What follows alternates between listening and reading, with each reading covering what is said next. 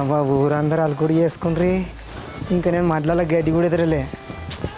నేను నా పెళ్ళాం పోయి గడ్డి ఎదిరి ఇక పొలం దునిపించి అలుకుడి చేయాలి. లేట్ అయిపోయి ఇప్పటికే.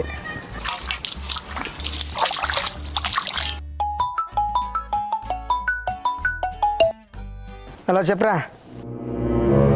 ఏంది గడ్డి ఎదురు రా అన్న 500 కూలిస్తావా? అరే నీకే 600 ఇస్తాను, నువ్వే రారా. నాదే గడ్డి ఎదురలేదు, అలుకుడి చేయలే. ఇంకా నేను నా పెళ్ళాం కలిసి గడ్డి ఎదురాలే. నేను రాని పెట్టేయరా. వామ్మో, ఎండల గట్టెదురుడా? ఆయన చచ్చిపోతాడు నా పని చేస్తే.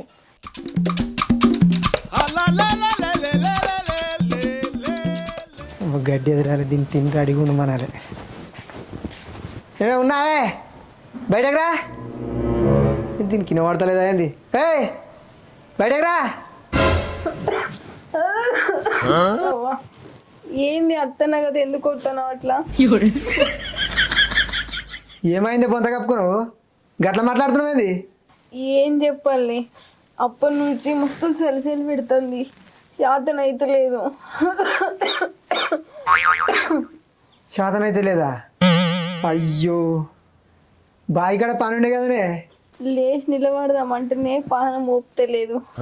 ఇక బాయకడ పని నాతో నేడైతుంది. పూర్తిగా గిట్ల అయినవేంది? అయితే దవాఖాన కన్నా మొదం చూపిస్తా. దావకాన్లకి ఎందుకే, కడుపులో ఏం ఆసరు లేదు. ఇవన్నా నోటికి రుచి వచ్చేటట్టు ఏమైనా తీసుకురా, తింటే మాలేస్తా నేనే. నాకు చిన్న ఆపద పని ఉంది, మళ్ళీ వచ్చి గడ్డి ఎదురాలి. మళ్ళీ నాకు లేట్ అవుతుంది. ఇగో నువ్వే పోయి దుకాణంలో పోయి గుడ్లు తెచ్చుకొని ఆమ్లెట్ వేసుకొని తిను.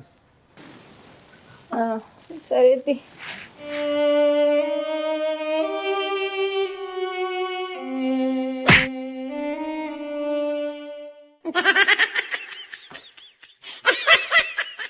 నీ నలుముఖంలో చెప్పు, నేను ఎవడేమన్నాడు?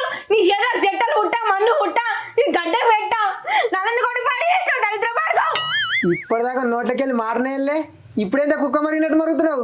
నీ సలి ఎటు పోయింది, జ్వరం ఎటు పోయిందే?